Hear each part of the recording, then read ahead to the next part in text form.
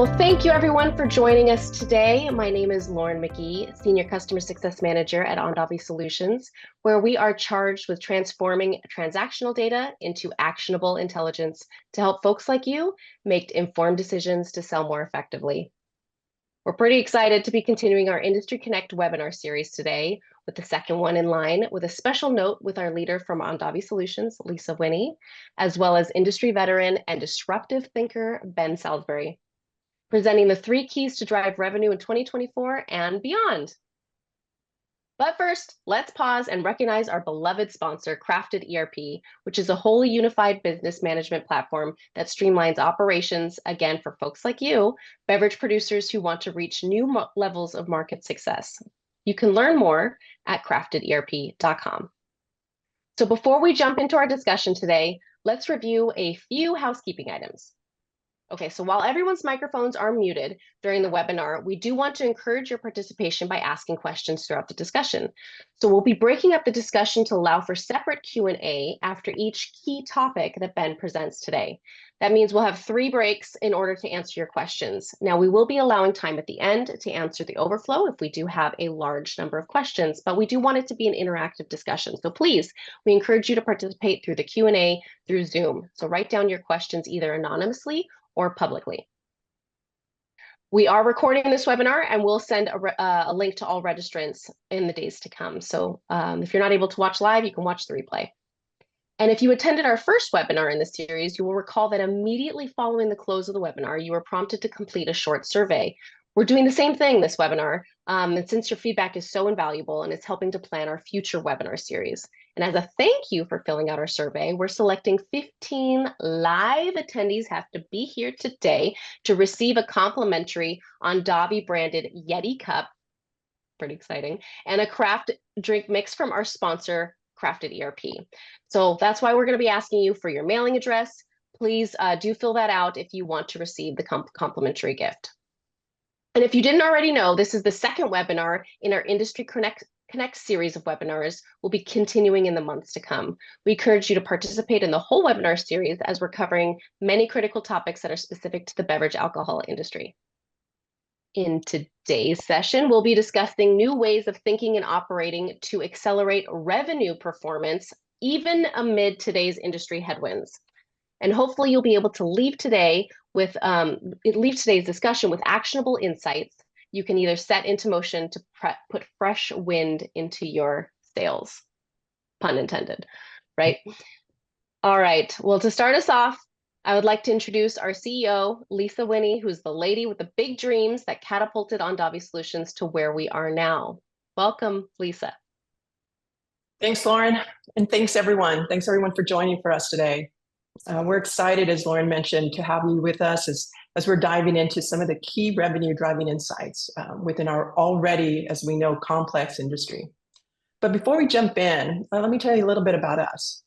If you don't know much about Ondavi, at Ondavi Solutions, we provide a range of software solutions focused on helping businesses gain insights and support strong sales execution, business practices, and make better decisions. Our products are consisting of trade promotion management, space planning analytics, and of course, sales execution. Our mission at Ondavi is pretty simple. It's to continue to build a top-notch software platform that connects our suppliers, distributors, agencies, and retailers, helping them all to focus and drive sales effectiveness. In the past few years, we've been investing in our technology platform, adding functionality based on and driven by our customer feedback. We've also been looking for the right talent and partnerships to make all of this happen.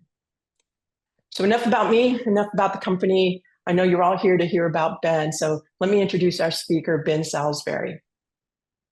Many of you know Ben. Ben is a seasoned consultant, coach, content creator, public speaker, an entrepreneur, and honestly, just an all-around, just nice guy, with over 39 years of experience in the wine and spirits world.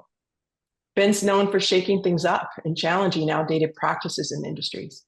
He brings some fresh, innovative ideas to help wineries and distilleries in helping them boost their sales. Working with Ben in the last few years has really been a game changer for us. His deep industry knowledge and sales perspective helped us better understand the challenges you're facing daily and finding more ways for us to be more effective to support you. So today, Ben is kind enough to share his insights on keys to driving revenue, offering a fresh look at current trends and practical strategies. His expertise is a valuable resource that we're excited to tap into. So without further ado, please join me in welcoming Ben Salisbury. So Ben, it's all you. Take it away. Thank you, Lisa. What a wonderful introduction. I can hardly wait to hear myself speak after that. That's awesome. Well, the feeling is mutual. I love my friends at Ondavi, and in various forms, I've been connected to them for almost 10 years. So I love the relationship we have, and I'm very honored to be able to speak with you today. So thank you for everyone who came live, and hey there to those of you who'll be watching the recording later. I'm excited to share a few great ideas with you today. I'm going to talk about 3 topics, all focused on driving revenue, even in the midst of these tumultuous headwinds. The big topic where I'll spend most of my time is on how to better align with today's distributors. I'm also going to make some bold suggestions for you how you may reallocate some of the ways you're spending money now and deploying people now and deploying resources now to make the necessary adjustments to the changing environment that we're in. And I really want to talk about the use of technology and data because it's a game changer in terms of driving revenue. To get more with less, you have to leverage technology. So that's where we're headed today. As I finish up each of these sections, as Lauren said, we're going to pause and take just a couple of questions. But please know we have allowing time at the very end to take all of your questions. So with that, if you don't know me, as Lisa said, Ben Salisbury, I just passed my 40-year anniversary in the business last month. I've been on my own for the last 10 years, helping wineries, craft distilleries, importers accelerate their sales. And I've helped over 200 companies in the last 10 years that I've been doing this. But my background is I've done 2 tours of duty with distributors and 3 tours of duty with brands, some of them very big brands. My last corporate job was VP of on-premise chains for Constellation Brands. So that's just a little bit about my background. Most people know me through my publishing. I have 2 YouTube channels, and I publish a lot, mostly on LinkedIn, because that's where my largest audience is. But everything I post on LinkedIn is also on my blog at whitesalestimulator.com. But I try to write about things that are, provocative. I like to poke my finger in the eye of tradition. I like to challenge the status quo. I like being provocative. I'm able to do that because I'm unencumbered. In my corporate life, I had to run everything by the attorneys and the communications people before I could speak in public. I don't have that problem. Now I say whatever I want and have a lot of fun doing it. But I write about topics of how much things have changed. Things have changed a lot in our industry. And it's just shocking to me how few people are recognizing these changes. So I want to talk about those things today. So let's talk about aligning with distributors. I probably talk about this more than any other topic. And mostly it's because there's so many people who are still in great denial about the big changes that have taken place. So let's talk about those changes. It's really important to ask these questions. Has anything really changed in just like the last 7 years? And have these been big changes or small changes? These questions are worth asking because what I observe from my perspective is most companies don't think there's been any change and I can tell because they're running plays out of the same playbook they did 10, 15, 20 years ago. A lot of the leaders of our industry, both at the C-suite level and at the senior management level, have been in the business a long time. They like to do things the way they've always done them because those things used to work. But the changes that have taken place just in the last 6 or 7 years have made those things unworkable. So the answer to question number 2 is the changes have been massive, massive. So why don't we see more suppliers making the necessary adjustments? A third important question is, can distributors do what they used to? And the key word here, I should have made it bold, is can. This isn't a question of will they do it? Like maybe if they get more training or maybe we have more education on our portfolio, maybe if we provide incentives, they'll do more of what we want them to do. And I submit to you, it's not a case of willingness. It's a case of capabilities. They simply cannot do what they used to. Why? Because there's just way too many brands. In a minute, I'm going to show you some attention-getting, eye-popping charts to just show you in the most visual way possible how striking this has been. So the big question we have to ask, and I hope that you leave here today with, is what can you do to better align? What adjustments do you need to make in light of these big changes? So let's talk about that. If you've never seen this slide, please screenshot it, print it, put it on the wall above your desk. This, to me, is the most visually illustrative thing I could show you about what you're up against in terms of the number of brands. Now, these are just wine brands here. This comes from IRI. They have this chart called the Humbler. It shows the relative size of all brands that are for sale in the U.S. grocery channel. And if you look way far down to the bottom right, that's where most of the people that I deal with are, the smaller brands, startup brands, people with big dreams, wanting to make a dent in the wine and spirits world. This is what, now this is the entire category of wine, but this is what it looks like. If you're a distributor and you're looking at your own portfolio, it looks just like this. You've got a bunch of brands that are dominating the attention and the time and the share of mind of the sales team and the leadership team. Everybody else is crammed into a big pile where it's, kind of a fight for your life. But this is what we're up against. The growth has been astronomical in terms of the number of brands, but the distributor landscape has actually shrunken. So that's a powerful chart. I love to trot this out too. In fact, based on this current pattern of every 3 years, we should expect VinePair to come out with an updated version of this chart sometime in 2024. It shows the growth in the number of wineries. Most people are not paying very much attention to this because they're locked onto what's happening in their state. But look at Texas. Texas is already at 1,000 wineries. That's more than the state of Oregon. It's pretty startling. And even California, I mean, you consider 1985, there were 600 wineries in California. So if you were in the business in 1985, as I was, life was much simpler then. But it was also simpler 10 years ago, or even just look 3 years ago. We got a 32% growth in the number of wineries in the U.S. Right across the river from where I'm sitting, Ohio is fast approaching 700 wineries. It's crazy. How can anyone manage all of that? They just can't. So fighting for foot traffic, fighting for wine club members, fighting for everything has become more difficult because there's just so many more brands. Let's look at the spirit side. There's a lot more data on like how many brands there are on the spirit side of things. The various entities that track this stuff do a good job. This comes from the Distilled American Distillers Association. This is a number of distilleries since 2006. Look at the accelerated rate of growth in terms of the number of distilleries. So really, just a few years ago, there were less than 1,000, and now they're fast approaching 2,500. So it's just crazy. A lot of startups come to me. I do business with a lot of startups. And my first question is, why? Why in the world did you think that the world needs another tequila? We already have 150 fighting for market share. The vast majority of the market share is taken up by 3 or 4 brands. Where in the world did you think this is a good idea? Let's get into this game. But I see it over and over and over. It's just a function of how it is. There's just too many brands.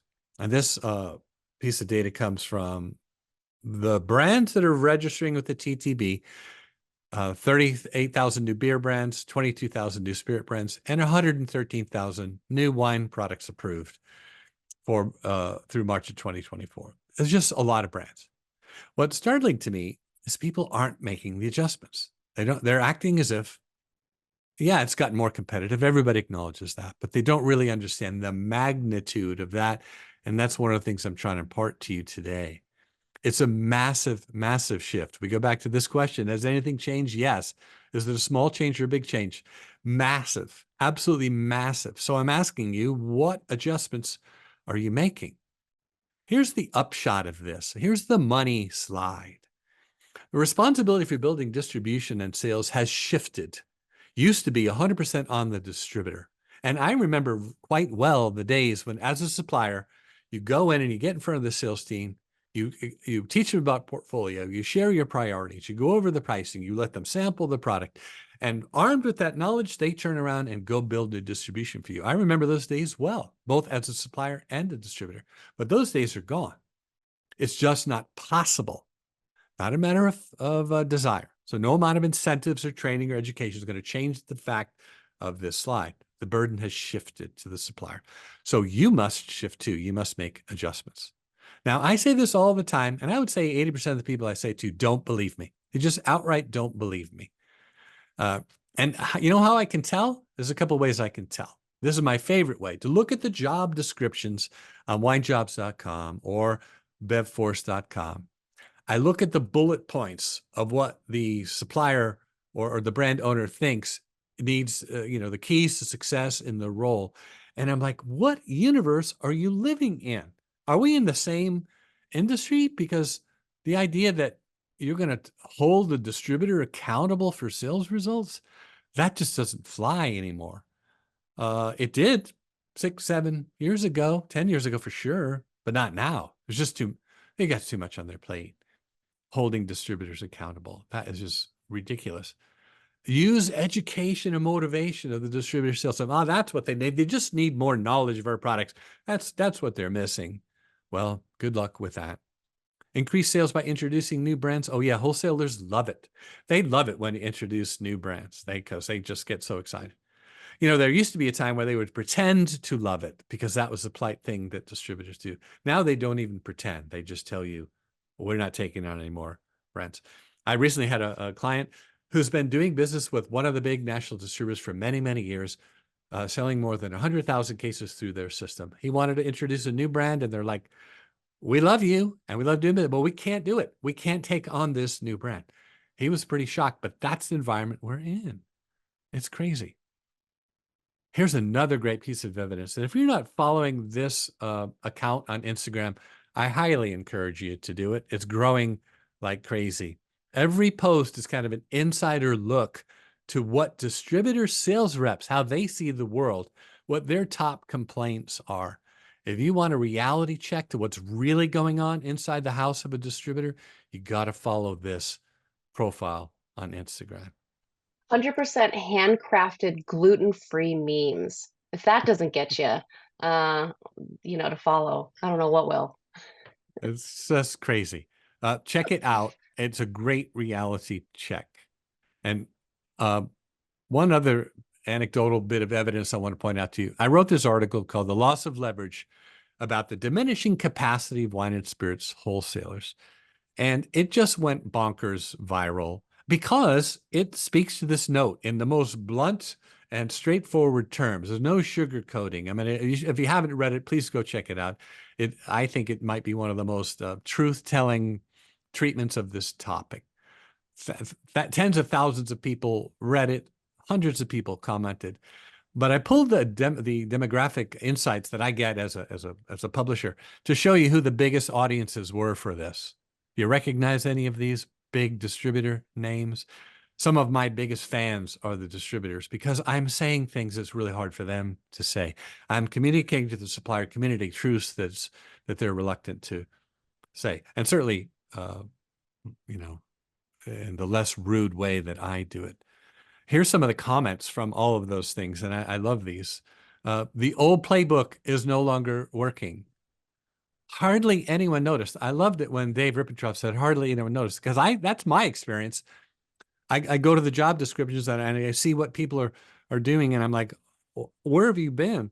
Nobody's noticing these big changes. So I'm here today, if for no other reason than to raise the alarm.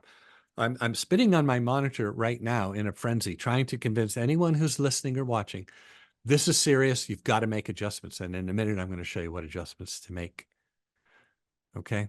So I'm getting ready to pause, and I see a couple of Q&As are coming in. So we're going to get to your questions in just 1 second. And again, we'll have more time at the end. But here's the adjustments you need to make. Step 1, accept reality. For a lot of people who hear me speak for the first time or read an article, it's the first time they've ever stopped and thought, you know what? He's right. It's not about willingness. It really is about capability. Because the minute you accept it, then you can begin to make the adjustments. The other thing is you got to take more control of your own destiny. If it's something's important to you, you'll have to do it yourself. And you need to leverage, if there was ever a time to leverage technology, data, and digital strategies, now is the time.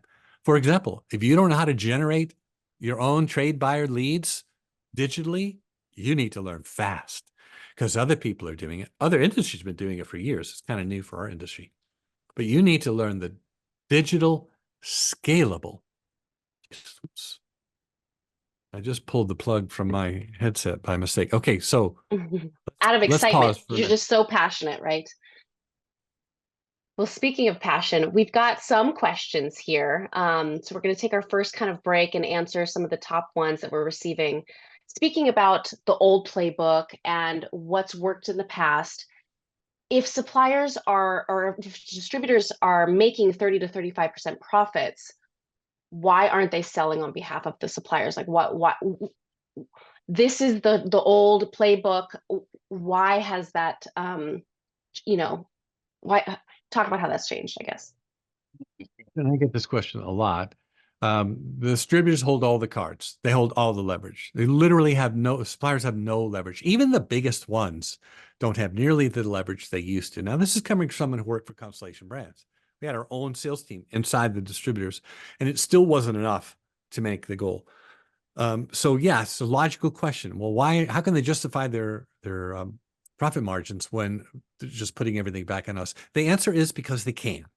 Because they can, and you don't have any choice. And if you don't like it, they would love it. I don't mean to be too harsh or speak for the distributor community, but right now they're actively looking for ways to reduce the size of their portfolio, to not renew certain partnerships. So to be honest with you, you don't have much leverage. Okay. They get their 30 to 35 because they can, and there's nothing you can do about it.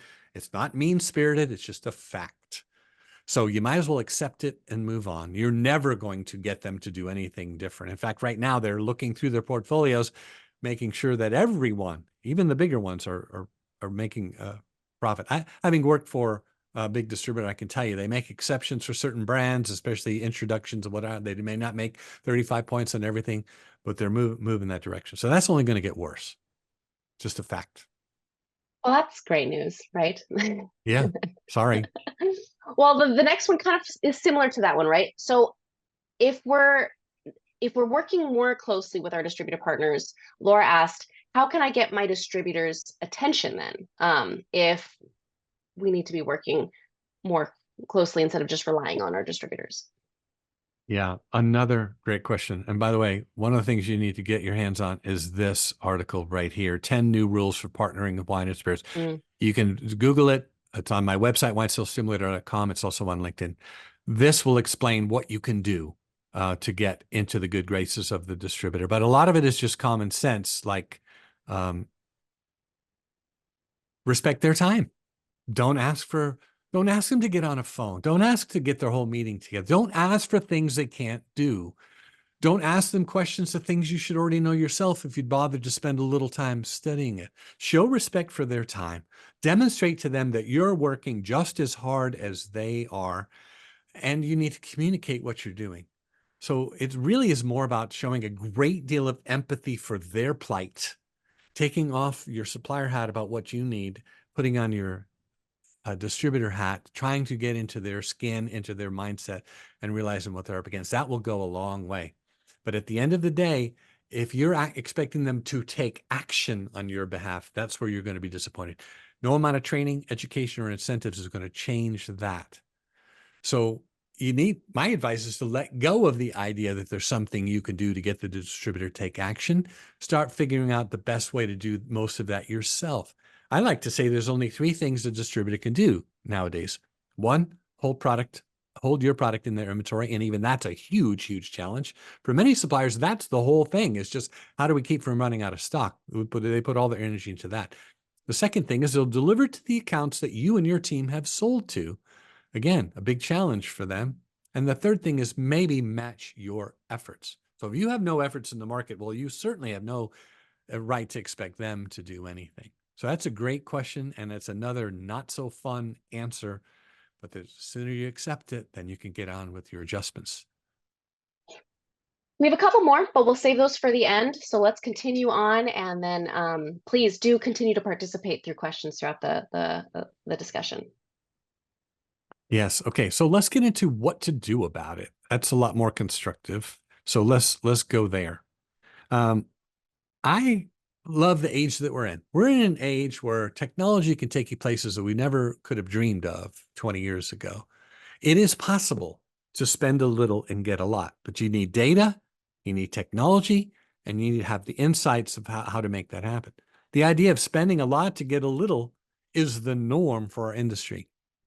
I can't believe the amount of waste that goes on. Plane tickets, hotel rooms, samples, time, right? The amount of time spent at events that cannot be scaled. We do this because we're so in love with the product, and we think that until people, taste the product, they'll never really know. We got to get that liquid to lips. Well, that's fine. It's just not scalable. So part of what to do in this current environment is to do less of what's on the right side of this chart and do more of what's on the left side. So let's get to some specifics. These are the things you should do more of and the things you should do less of. Let's start with the less first. Okay, this might be the most important thing I say to you today. Yes, If it's you're the eyebrow raising session, right? yeah, A lot of this if is going to be a shock. the idea that you would pay someone 6 figures to manage distributors makes me want to defecate into, never mind. It makes me crazy. It makes me crazy. Why would we do that? If distributors can't be managed anymore and the days of them managing are over, why are you paying people to do it, to travel around the country? So you really need to rethink that. You need fewer people managing distributors and a lot more feet on the street. You need people calling on key accounts and calling on chains, not managing distributors. So that's the thing you need less of. You also need to do less of the things that can't be scaled. Face-to-face selling will always be the best way to sell. Problem is, it's not scalable. So you need to do less of that and more of the things that can be scaled. And I could go on and on about features and benefit selling. I highly suggest you get the book Buyer First. Brand new, just came out. I just bought my copy last week. A great book called Buyer First. You can read it in one afternoon. It's all about the opposite of features and benefit selling. In our industry, we tend to fall in love with the product. We love to talk about how it's made, who made it, what it tastes like. There's no time for this. You must be able to present a good business argument for your portfolio. So the way we sell has got to be changed. Spending incentive dollars on distributors, you have to understand, and if there's distributors here, please forgive me, but this is the reality. A lot of distributor sales reps make a big bulk of their income from supplier incentives. And it's actually is beneficial for the distributor. It really kind of supplements the income of their employees. So there's great benefits to it. The problem is that it's a bit of a racket. The placements you've made by through incentive dollars, they don't tend to stick.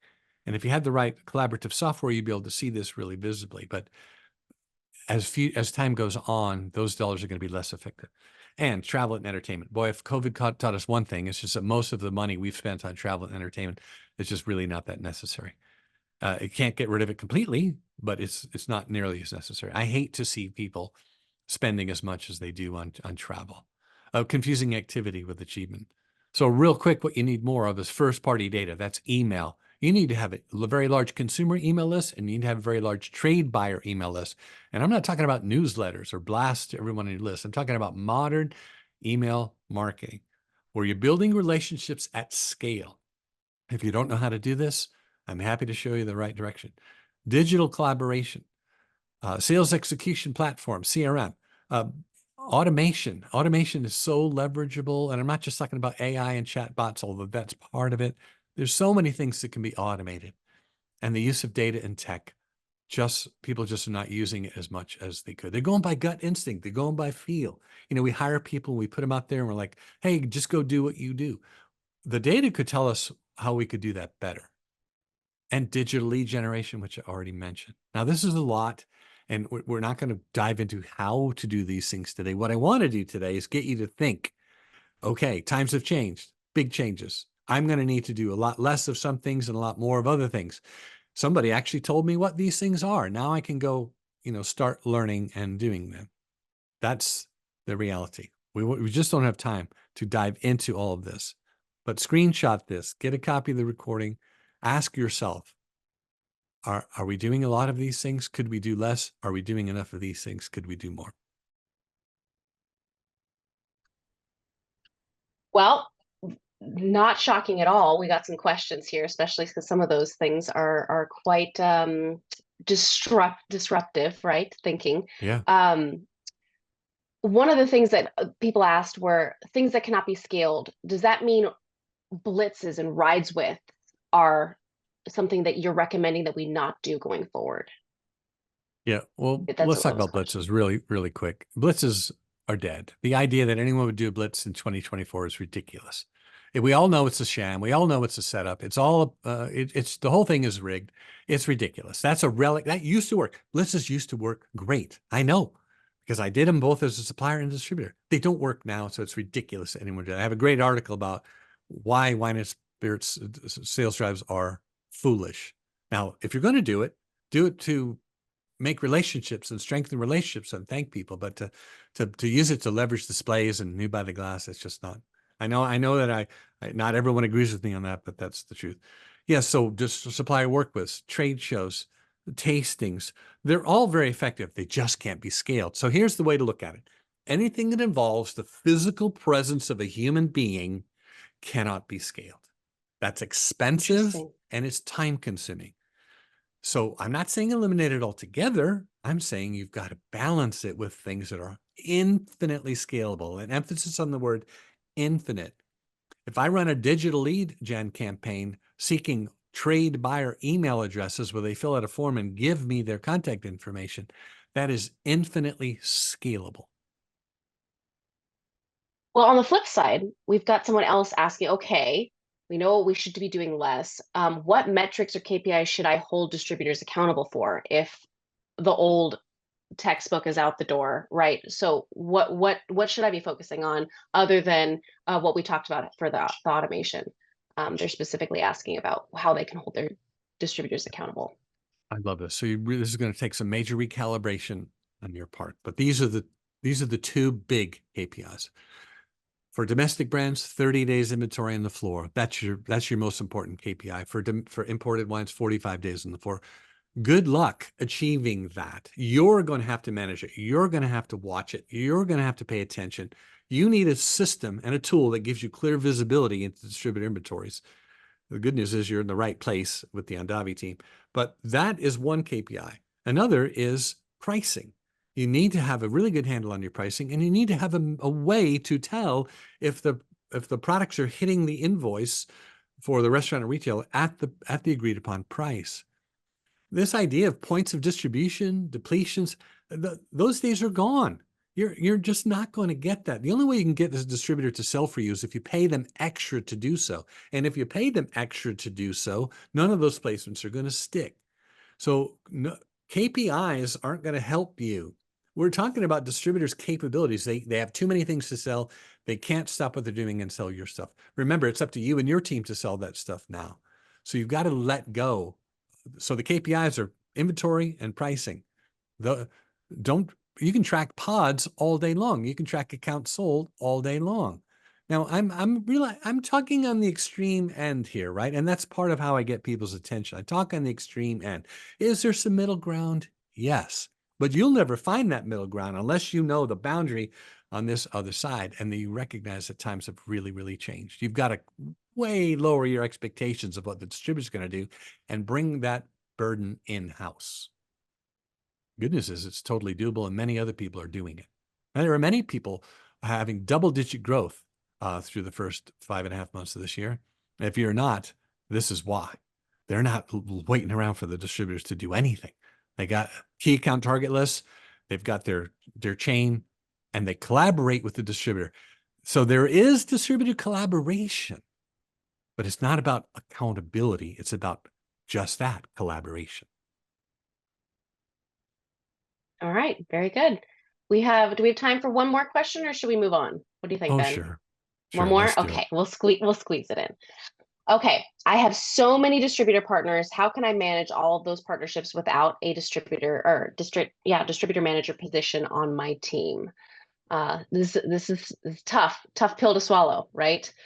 Yeah. So a couple real practical thoughts here. First of all, I would ask, why are you in? The new rule of thumb is you shouldn't be in a state unless you have the capability to manage it. That's the new norm. Okay. It's the idea of broad, wide distribution, that more states equals more distribution. That's just not applicable anymore. So I would question why you need to be in all those states. But the other thing is you need to change your definition of managing distributors. Managing distributors, inventory, pricing, promotions, bill backs. You don't need to travel to do that. And one really highly skilled person could do it for a dozen states easily. So let's say you're in 24 states. Well, you probably need 2 people managing distributors.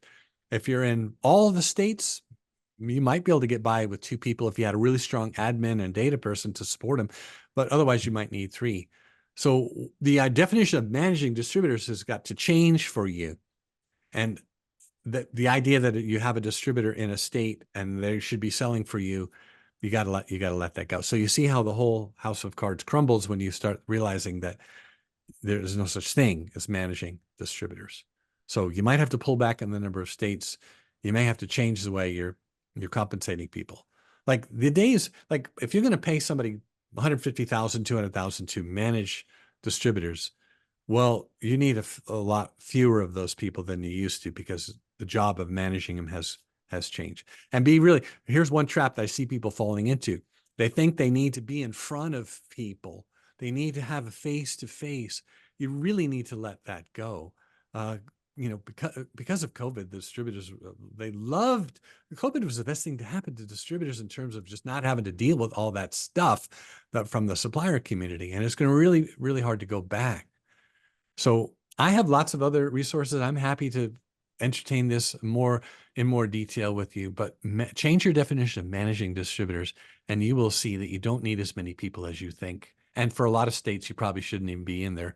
You can pull back and at the same time accelerate your sales. I know this is Fantastic. tough, right? I This is tough. know. And for some of you, you might like, I'm never going to talk to The this new guy reality. again. But this is a reality. It's a reality check. Okay. And you might say, well, how do you know this? But I talk to owners every single day. This morning, I was talking to a guy in Mexico who's all excited because he's got a new tequila that he discovered. He wants to bring it to the U.S. So he built a website, and he got a big form in his website that says, if you're an importer or distributor in the U.S. and you'd like to bring in my tequila, fill out this form. You want to know how many people have filled out that form? Anyone? Anyone? You guessed it, 0. Goose He egg. doesn't understand. And so I'm helping him understand what he's up against. If you want to have success in the U.S. market, looking for distributors isn't going to help you. You're going to have to do it yourself. Okay, let's talk about technology to wrap things up, and we'll get to the big Q&A. So I've got several different buckets, if you will, about technology and data. The first is sales execution, aka CRM. And a lot of times when I say CRM, people think, oh, a depletion reporting system. While that's part of a sales execution platform, it is not necessarily, true CRM. There's a lot of pushback and resistance from salespeople because they think it's too big brotherish. They don't want them to know they're pulled over on the side of the road taking a nap, or they're thinking they might be. Um, that's if you run into any of that, you need to nip it in the bud. CRM is for smart people who want to sell a lot. When it comes to sales execution, you have to understand that you can't get away with a just do it mentality. Hire salespeople with strong wine knowledge, for example, who seem to know everyone at the distributor or a lot of places in the market, and just turn them loose. That won't cut it. You got to be much more disciplined and empirical, because not all accounts are equal, not even close. You need a less is more approach, and the data will tell you where to hunt. You need to fish where the fish are. This is a big money shot, narrow and deep versus that's supposed to be wide and thin. Sorry, a little typo, wide and thin. Don't worry Too about much trying to industry have talk broad there. distribution. What's that? Too much industry talk there, right? Yeah. It's all about the quality of distribution. So let's talk about benefits of having a sales execution platform. First of all, you're going to get better results. There's no question, because you're making smarter use of your people, your time, and your resources. Is a wonderful way to eliminate lots of manual tasks. Here's another great truth bomb for you. In our industry, we tend to confuse activity with achievement. We see salespeople going here, going there, lots of windshield time, lots of meetings, lots of appointments. While being a salesperson in our industry keeps you very busy, being busy isn't the job. And so as leaders of the company, you must eliminate manual tasks. You must free up their time so they can do more revenue generating things. First party data we talked about. If you haven't heard this term, you're going to hear a lot more about it. You build a large social media following on Instagram, you don't own that audience. The algorithm could change, your account could be shut down, and this happens every day. But if you have someone's email address, you own that. It can never be taken from you. Allows you to communicate directly with your consumers and directly with your trade buyers. If you're on this call now or you're watching the recording and you don't have a trade only email list that you communicate with directly, you are missing out, and you need to learn how to do it because it's a part of how you're going to get your revenue goals met in spite of the headwinds. Here's a good KPI: account retention. And that's not something you hold the distributor accountable to. You hold your own team accountable to retention. You got to protect your best accounts, which means you need to know exactly where they are, how much they're buying, which products they're using. Your software needs to alert you if something's in danger of being lost.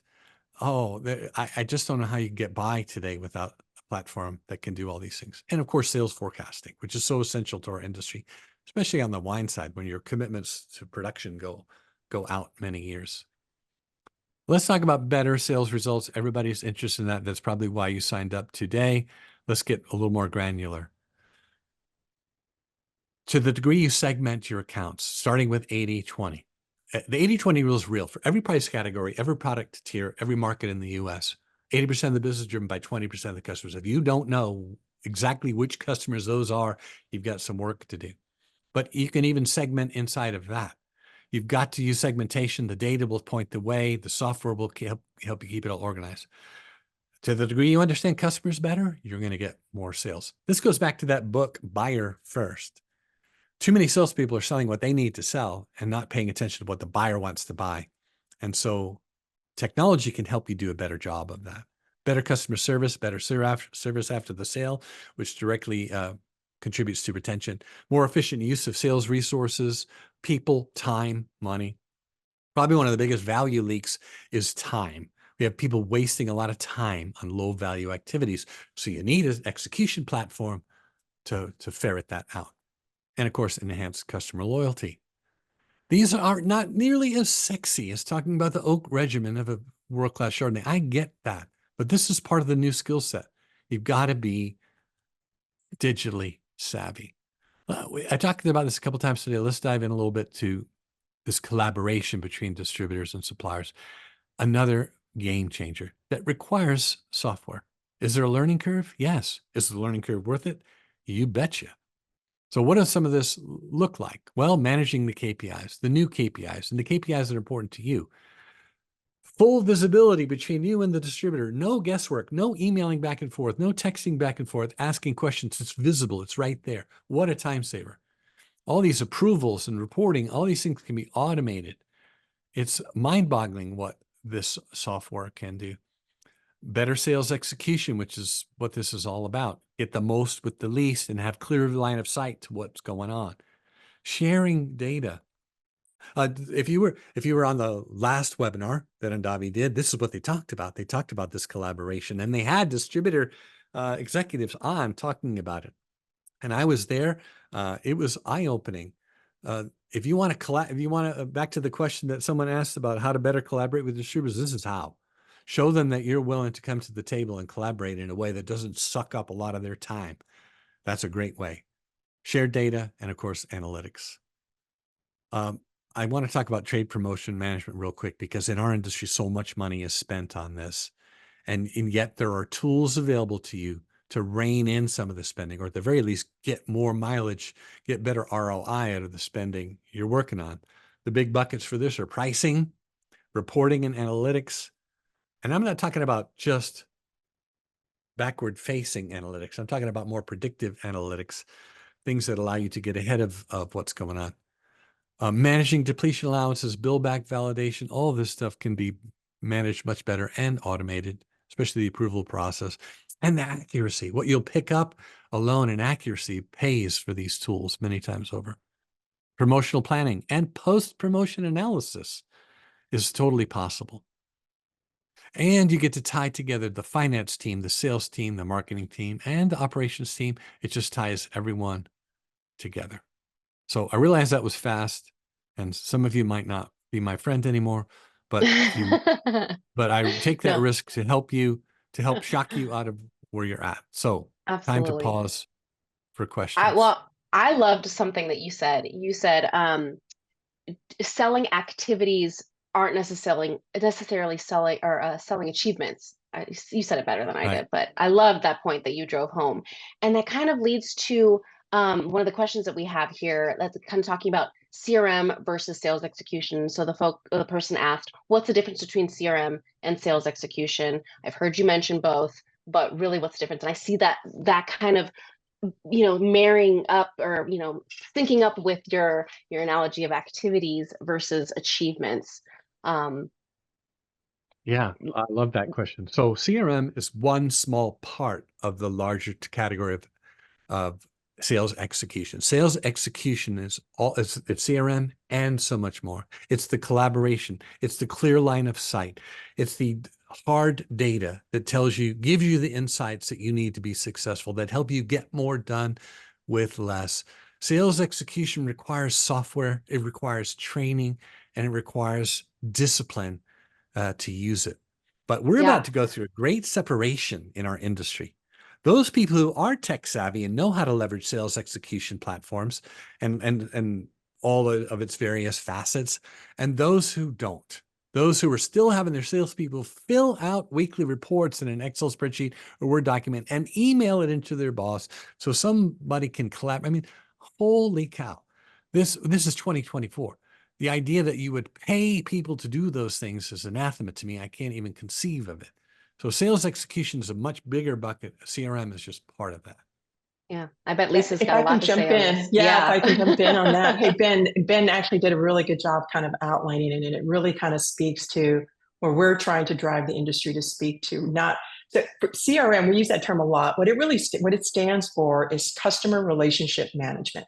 That's what CRM stands for. So it's really being able to understand who your customer is, the contacts, the names, just the details behind it. But that's it. And where Ben was speaking to about sales execution, that's the effectiveness of the strategy. What's your go-to-market approach? What's your overall objectives? We talked about KPIs, the sharing of data, understanding how you're going to be measuring the effectiveness of that strategy.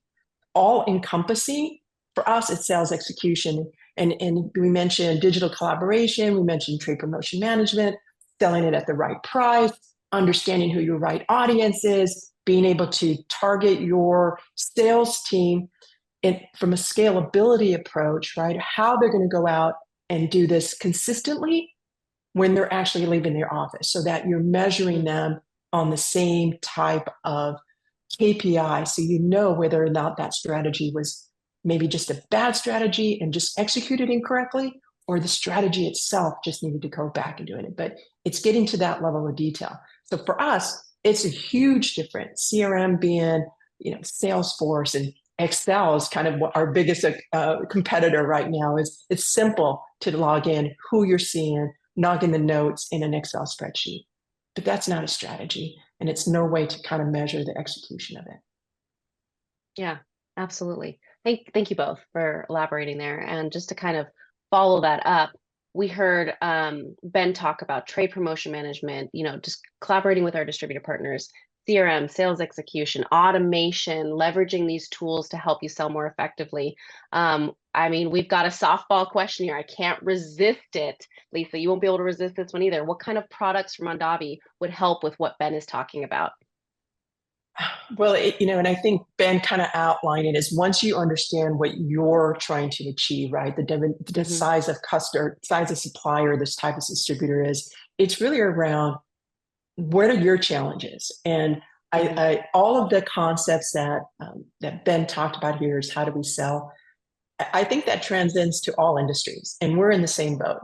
We're here to ensure that we understand what your challenges are and come to you and meet that. Digital collaboration, a solution called BevPath, and thanks Ben for promoting the last webinar. But Yeah. that was really the kind of the key to it, is how do we bring the industry together? How do we provide the visibility that you need to understand where your partner is actually helping you or being able to approach that? And Lauren, you tagged on activities versus achievements. Activities for us is right, just kind of the work that's being done out there. But how do you scale that if you're going to have a certain number of individuals out in the field? But if you knew who your key accounts were, if you actually were to understand who your audience is and rank those, just understanding that your distributor sees that ranking and the segmentation exactly how you are, is your distributor's number ones, your account number ones. Just that visibility and that alignment introduces that 80-20 rule that Ben talks to. So it's a combination, I think, of all of that. So, BevPath and Grapevine speaks to the sales execution aspect of it. Our TPM solution, Tradeparency, has very specific functionality tailored to the wine industry, being able to price by the glass, measure that. We've introduced new functionality, as I mentioned earlier on the onset, about the investment in technology. We've been able to ingest, which is just kind of taking the raw invoices that you're currently getting from your distributors and automate the reconciliation process within our Tradeparency solution. The analytics, visibility is the power. So once you have your data, is understanding what is actually moving that sales, what's working, what isn't working. So the analytics, I think, are key to this as well. So happy to help in all of that. But again, I know everybody's in a different situation in different places. So we're happy to hear from you. If there's something specific that we can work with you on, be happy to work with you on a particular offering. But hopefully that helps. Did I miss anything, Lauren? I'll let you chime in if I miss somebody. Yeah. Oh, it's awesome. Thank you. Well, we are running up on time here, so we will follow up with the other questions after the webinar is complete. But I did want to say thank you, Ben. Thank you, Lisa. Glad to hear that the 80-20 rule is at least one of the old things that are here to stay, right? We don't get to throw that one out the window too with the old playbook. But this was fun. Thank you for joining us. Thank you for your insights. Thank you for everyone for your live participation. Your questions are what makes this fun and interactive for us.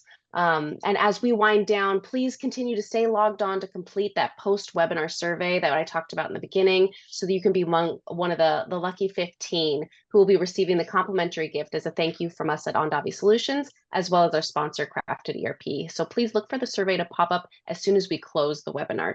Don't close the window.